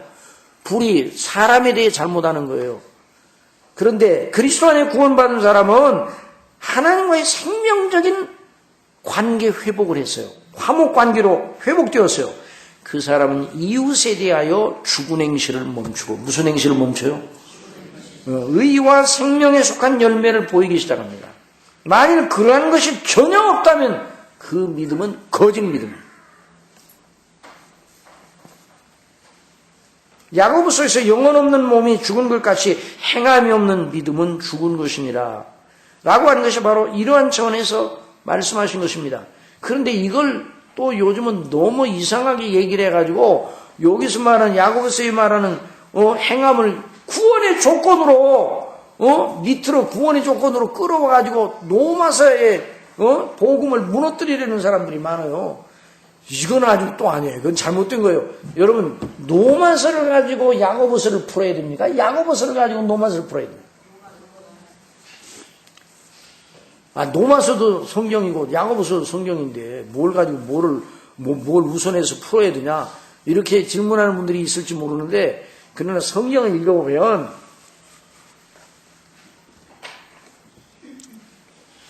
모세오경을 가지고 성경 전체를 풀어야 돼요.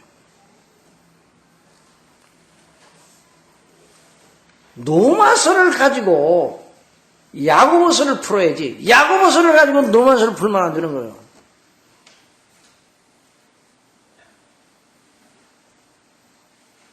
구원은 믿음으로 말미암아 은혜로 하나님의 값없이 베풀어 주시는 그리스도의 은혜로 되는 겁니까? 거기다 우리의 행함을 보태야 되는 겁니까?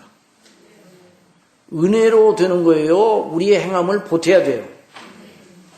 아니, 행함이 없는 믿음은 죽은 믿음이라고 그랬잖아요. 그러니까 행함을 보태야 된다. 이런 논리로 주장하는 사람들이 있는데요. 이런 논리를 주장하는 사람들은 아직도 복음이 무엇인가를 모르는 사람이에요. 자기 자신이 얼마나 죄인이라는 것, 심령이 가난한 자는 복이 있나니 그것이 무엇인지 모르는 사람이 아직도 꽤 안 들어간 사람. 여기서 말하는 행함은 열매로서의 행함입니까? 아니면 본질적 조건으로서의 행함입니까? 열매요. 그 열매도 하나님의 법정적 그 판단 기준으로는 완전한 열매가 될 수가 없어요. 어떤 우리의 의의 행실도 하나님의 기준으로, 완전한 기준으로 보면 다 죄의 오염이 묻어 있어요. 그러니까 야고보서를 가지고 노마서를 풀면 그건 거꾸로 하는 거예요. 노마서를 가지고 야고보서를 풀어야 돼요. 보완 관계를 가지고. 자, 그래서 여기 이제 이웃을 향한 그리스도인의 복이 어떻게 나타나야 되는가가 바로 이제 행함에 대한, 구원받은 사람이 어떤 행실을 나타내야 되는가, 그걸 다루고 있는 거예요. 예, 그래서 산상설교의 기초의 머리와 같은 팔복의 말씀에서 그 점을 지나치실 리 없고 여전히 설명하십니다. 하나님 관계에서 하나님의 자녀들이 복된 마음의 행동은 반드시 이웃에 대한 바른 자세로 나타나게 되었다는 걸 여기서 보여주는 거예요. 자, 긍휼히 여기는 자는 복이 있나니. 자, 다 같이 읽어보세요. 시작. 긍휼히 여기는 자는 복이 있나니 저희가 긍휼히 여김을 받을 것이며. 긍휼히 여겨요. 긍휼히 여겨요. 누구를 긍휼히 여겨요? 긍휼히 여기는 자는 복이 있나니. 누구를 긍휼히 여겨요? 이웃을 긍휼히 여겨요. 그 이웃. 하나님께서 나와 섭리적으로 나의 이웃이 누구예요? 내 밖에 있는 모든 사람들이 이웃이에요. 가장 근접적으로는 내 가정이, 식구들이 내 이웃이에요. 그리고 내 이웃, 우리 교회 성도들이 다 이웃이에요. 각자 서로 이웃이에요. 그 이웃을 향하여 긍휼히 여겨야 된다는 말입니다. 긍휼히 여길 이유는 왜요? 우리가 긍휼히 여김을 받았기 때문에. 아시겠습니까? 우리가 어떤 사람인데 예수님 믿고 구원받았어요? 죄로 죽어 허물로 죽었던 사람이 본질상 진노의 자녀 아니에요? 그런데 긍휼에 풍성하신 하나님이 우리를 사랑하신 그 큰 사랑을 인하여 허물로 죽은 우리를 그리스도와 함께 살리셨다고 그랬어요. 그러니까 이 은혜를 우리가 받았으니 이 긍휼을, 이 은혜에 합당하게 다른 사람을 향해서도 늘 이런 심정으로 바라봐야 된다는 말이에요. 여러분, 그러니까 하나님의 복음이 놀라워요, 놀랍지 않습니까? 놀라워요. 하나님과의 관계에 대한, 거기서부터 출발하는데 그것이 결국 이웃과의 관계 속에서 나타나요. 근데 그 이웃과의 관계의 영광이 가장 찬란하게 나타나도록 하나님이 만드신 모임이 바로 교회입니다. 교회는 긍휼을 입은 사람들의 모임입니다. 여러분 믿습니까? 그래서 서로 긍휼히 여기고 불쌍히 여기는 사람들의 모임입니다. 그런데 교회가 분란해가지고 싸워가지고 막 두 쪽으로 갈라지고 막 그런다 그러면요, 이야, 이건 진짜 할 말이 없어. 사람이 연약하니까 또 그렇게 될 수도 있지만은 정말 그러면요, 팔복 전체를 다 부인하는 셈이 드는 거예요. 하여튼간에 우리는 그리스도 안에서, 거기 이제 시간이 지나갔으니 다 이제 그리스도 안에서 하나님의 긍휼과 은혜와 사랑의 빚을 영원히 진 자들입니다. 그러니 마땅히 이웃에 대하여 그런 긍휼을 입은 자답게 긍휼을 베풀어야 합니다. 우리는 하나님의 긍휼의 복을 받은 자로서 그 빚을 하나님께 갚아야 돼요. 갚아야 돼, 안 갚아야 돼요? 그런데 하나님께서는 내게 갚지 말고 누구에게 갚으라고 그래요? 내 이웃에게 갚으라 그랬어요. 그래서 우리 예수님께서 말씀하셨잖아요.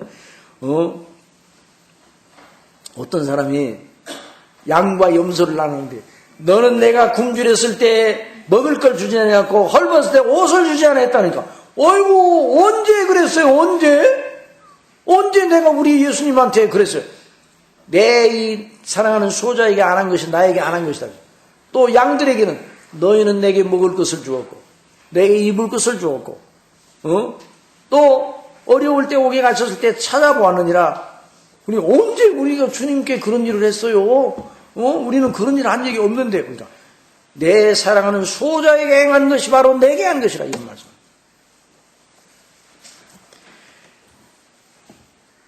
자, 그래서 우리는 하나님의 긍휼의 복을 받은 자로 그 빛을 하나님께 받되 섭리적으로 우리와 이웃하게 한 모든 이들을 긍휼의 심정으로 바라봐야 돼요. 만약 그리스도를 믿는다면서 그 긍휼의 은혜를 모르는 자와 행동한다면 우리 자신이 그리스도의 사람이 아님을 스스로 드러내는 것과 마찬가지예요. 여기서 우리 주님께서는 긍휼히 여기는 자는 복이 있나이다라고 하시면서 구원의 복을 받은 자가 이웃에 대하여 보이는 복된 모습을 추천하신 것이에요. 그렇게 하라 이 말이에요. 우리가 하나님께 긍휼을 받은 대로 이웃에게 복음적인 사랑과 긍휼을 보이면 하나님께서는 그로 인하여 기뻐하신다는 말이에요. 그러니까 전도가 긍휼의 차원입니다. 전도가 긍휼을 입은 우리가 이 긍휼을 다른 사람이 보이는 최고의 표현 방법은 전도예요. 그런 자는 하나님께 상급적인 차원에서 하나님의 긍휼이 여기심을 또 받게 된다는 말이에요. 자, 그러니까 여기는요, 이제부터는 상급에 대한 이야기예요. 상급에 대한 이야기. 긍휼히 여기는 자는 복이 있나니 긍휼히 여기심을 받을 것이다. 자, 하나님께서 우리를 긍휼히 해서 구원해 주셨어요.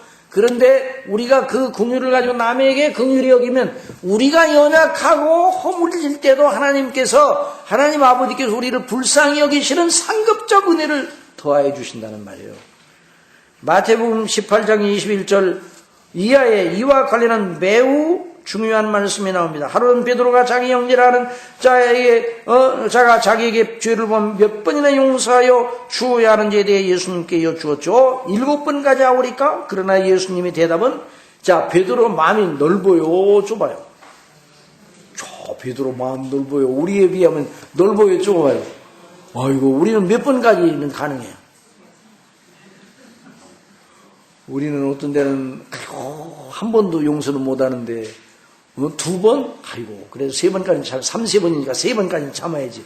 그런데 이 사람 7번이라니까, 야, 대단하잖아. 예수님께가 아마 베드로의 마음속에는 자랑하고 싶은 생각들은, 난 이렇게 마음이 한 7번 정도는 7번 정도는 하려고 그러는데, 주님, 어떻습니까? 제가 생각하는 게 그래도 좀, 괜찮죠? 그랬더니 예수님께서 뭐라고 말씀하셨어요? 내게 이르니 7번 뿐만 아니라 70번씩 7번 몇 번이에요? 그러니까 몇 번이에요? 7,490번이라. 그래, 7,490번만 용서하는 말이 아니라 몇 번 용서하라는 거예요? 수도 없이 용서하라는 거예요. 계속 용서하라는 말이에요. 계속 용서하라는 거예요. 아이고, 그렇게 할 수가 있어요, 없어요, 우리가? 아이고, 따라하세요. 우리 본성으로는 죽었다 깨나도 못한다. 우리한테 선을 행하는 사람의 은혜를 준 사람한테도 은혜를 못 갚는데, 아이고, 우리한테 잘못한 사람 우리가 용서를 해요? 절대로 못한다. 이게 이제 본성의 마음이에요. 그런데 구원받은 사람의 새 생명의 원리로는, 논리로는 하라는 말이에요. 그러니까 우리가 참 엄청나고 높은 명령을 받은 사람들이에요. 그리고 이제 그런 다음에 예수님께서 예를 들어주시죠. 자, 거기에 보세요. 천국은 그 종들과 회개라는 어떤 임무가 따시면서 1만 달란트 빚진 자가 갚을 것이 없어 임금님께 긍휼을 구하여 탕감받은 이야기를 합니다. 1만 달란트가 얼마나 됩니까, 부모사님? 1만 달란트. 6,000 예. 한 데나리온이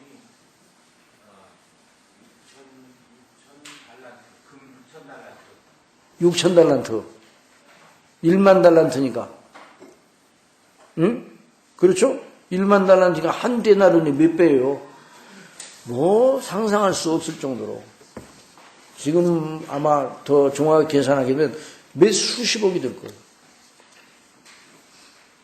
그러니까 임금님께 그걸 갚아야 되는데 회개를 했어요. 그래서 1만 달란트 빚진 자 하나를 데려오매 갚을 것이 없는지라 주인이 명하여 그 몸과 처와 자식들과 모든 소를 다 팔아 갚게 하라. 그러니까 그 종이 엎드려 가로되 내게 참으소서 다 갚으리다 하거늘 그 종의 주인이 불쌍히 그 임금이 불쌍히 여겼어요. 보내며 그 빚을 탕감하여 주어. 탕감이 뭐예요? 탕감. 안 갚아도 돼. 얼마를 탕감해 주셨다고요? 1만 달란트를 모두 안 갚아도 돼. 세상에 이런 일이 어딨어. 그러니 나가면서 어떻게 해야 돼? 너무 나 같은 자를 너무너무 감사하고 임금님 너무 감사합니다. 아이고 이렇게 귀한 분이 또 그래서 그냥 너무 감사해요. 그래 나가다가 이제 자기에게 100데나리온을 빚을 진 동관이라는 동료를 만나서 딱 만나니까 만났어요. 만나면 어떻게 해야 돼요? 내가 1만 달란트 빚졌는데 이 100데나리온을 거기다 갖다 비하면 얘가 정말 아무것도 아니야. 오늘부로 자네도 탕감이네. 이렇게 해야 될 거 아니에요. 그래야지 안 그래도. 그래도 딱 만나서 아이고 이제 탕감받아 나가다가 100데나리온은 딱 만났어요. 그러니까 너 잘 만났다 해갖고 우리처럼 하면 멱살을 붙들고 내놔 그랬죠. 아이고 그러니까 아까 자기가 그 임금님한테 행한 대로 아이고 좀 참아주세요. 조금만 더 참아주세요.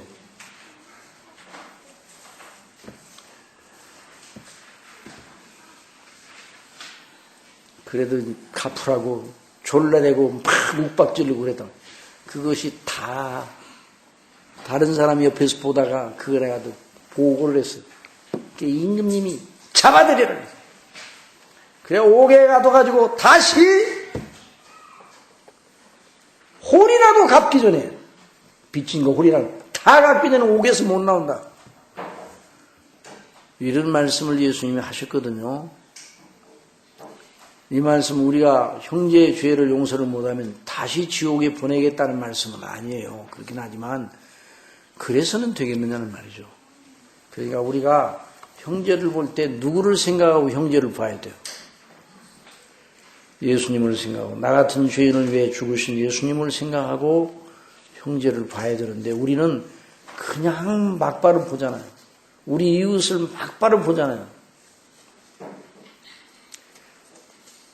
남편들 대답해요. 남편들이요.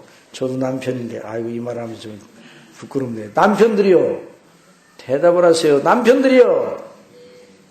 대답을 안 하시면 대답하기가 부끄러운가 보네. 그래 이제 아내들을 볼 때 그렇게 보란 말이에요. 아내들을 볼 때. 예. 아내들이요. 남편들을 볼 때 그렇게 보고 부모들이요. 자녀들을 볼 때 그렇게 보라는 말이에요. 자녀들이요. 부모님들을 볼 때 그렇게 보라는 말이에요. 이게 천국이 아니에요? 이게 천국의 영광 아니에요? 쫙 그대로 해요. 그런데 우리는 여전히 그런 일에 모자라단 말이에요. 그래서 참 연습을 해야 돼요. 따라하세요. 경건에 이르는 연습 계속 해야 돼요. 아이고 오늘 시간이 많이 지나가서 아이고 마음이 청결한데 나가려면 더 나가야 되니까 또 이제 오늘은 여기까지 해야 되겠네요. 여러분 우리가 참 이 구원의 은혜가 큽니까? 작습니까? 이 구원의 은혜를 받은 우리가 이 땅에 살면서 팔복의 정신을 가지고 살아가는 게 얼마나 복된 겁니까? 다음에 오실 때 오늘 몇 페이지 더 해야 되는지 못했어요. 이거 하려고 또 30분 더 걸려야 돼요.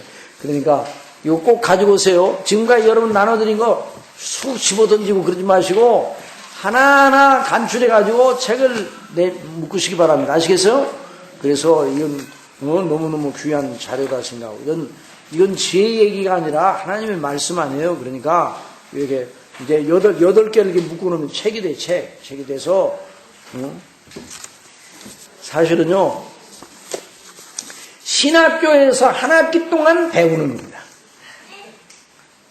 신학교에서 대개 이제 14시간, 13시간, 14시간 되는데 2시간씩 하잖아요. 지금 2시간씩. 2시간 몇 시간이에요? 16시간 아니 16시간? 그런데 한 학기에 16시간 못 해요. 어느 과목이든지. 그러니까 한 학기 공부를 하는 거예요. 그러니까 수료증은 안 드리겠지만 마음으로 수료증을 받는 거예요. 그러니까 그렇게 생각하고 다음에 이제 여러분 이제 4일 동안 잘 나오셨으니까 상당히 나도 따라주기는 따라줬다 이런 생각이 좀 공모가 생겼죠? 그렇게 생각하면 안 돼요. 이제까지 이제 4일 동안 나오셨어요. 나머지 4일 동안 그 다음에 나오는 말씀을 쭉 공부해야 돼요. 그 다음에는 이제 진도가 좀 빨리 나갈 거예요. 진도가 쭉 빨리 나가고 그럴 테니까 여러분 이제 이걸 듣고 배운 대로 실천하기를 우리 애를 씁시다. 다 우리 연약하고 부족해서 이 말씀이 높은 하나님의 우리 예수님의 이 복락의 영광에 우리에게 주신 그런 그 놀라운 은혜에 합당하게 행하지 못하는 경우가 많아요. 그런데도 불구하고 우리는 이 씨를 우리가 가지고 있어요. 다 따라하세요. 우리가 영생을 소유하고 있다. 그리스도께서 우리 마음에 계시고 성령께서 우리 속에 계시거든요. 그러니까 우리가 그 성령님의 인도하심을 따라 날마다 연단하면 변화가 일어나서 우리 믿음이 자라면서 우리는 이런 면에서 자라가는 된단 말이에요. 그래서 우리가 하나님 앞에 늘 연약하지만 우리는 이런 자다 생각하고 영광을 돌리시는 그런 역사 있기를 바라고 우리 다 같이 하나님 앞에 기도 드리십시오. 오늘 하나님 말씀 배운 대로 의에 줄이고 목마른 자 긍휼히 여기는 자가 되어서 늘 우리 하나님의 영광을 높이고 기리는 사람이 되어 하나님의 뜻에 복종함으로 배가 부르고 또 우리가 받은 긍휼대로 우리의 이웃 가장 가까이 우리의 가족 또 우리 성도님들 형제들 서로 사랑하고 긍휼히 여기면서 실학함으로 그리스도 안에 서는 이런 역사를 베풀어 주시기 바랍니다. 지금까지 그렇게 못한 걸 하나님 앞에 용서를 구하고 이런 은혜와 힘을 더하여 주세요. 다 같이 기도드리겠습니다. 아버지 하나님 의에 줄이고 목마른 자는 복이 있나니 저희가 배부름을 얻을 것이며 긍휼히 여기는 자는 복이 있나니 저희가 긍휼히 여김을 받을 것임이라 말씀해 주셨습니다. 이 복락의 씨를 우리 심령 속에 이미 주신 것을 저희들은 확인을 하였습니다. 그런데도 이 놀라운 씨가 우리 마음속에 100배, 60배, 30배 결실을 거두어 나타나지 못하고 우리의 옛사람의 본성에 눌려 육체의 원리에 눌려 자라지 못하고 세상 염려와 재리, 욕심 때문에 또 이것이 자라지 못하고 또 사단의 유혹을 받아 넘어져서 실족하에 넘어져서 이런 아름다운 모습을 드러내지 못할 때가 너무나 많았습니다. 주여 용서해 주시고 아버지 저희들의 그 모든 죄를 그리스도의 피로서 정결케 해주시고 성령님 우리 속에 이 놀라운 복락의 영광이 용서 숨치고 역동적으로 역사할 수 있도록 주장하여 주옵소서. 하나님의 뜻을 순종하고 복종하는 걸 최고의 영광으로 최고의 만족으로 여기게 하여 주옵소서. 아버지 하나님 우리가 긍휼을 입었으니 긍휼을 베푸는 자가 되게 하여 주옵소서. 서로 긍휼히 여기게 하여 주옵소서. 아버지 하나님 이 한 주간 동안 은혜로 저희들을 지켜주신 우리 아버지 이번 주일에도 큰 은혜를 주시고 다음 주간 중에 또 계속 이 말씀을 강론해 나갈 때도 큰 큰 은혜를 베풀어 주실 줄 믿습니다. 우리 사랑하시는 모든 성도님들이 이제 또 어두운 밤길 헤치고 각 가정으로 돌아가고자 하오니 은혜로 함께 해주시고 각 가정에서 편히 쉬고 또 하나님이 주시는 놀라운 은혜 속에서 또 맡겨진 모든 일을 감당할 새 힘을 얻을 수 있도록 능력으로 주장하여 주옵소서. 예수님의 이름으로 기도드리옵소서.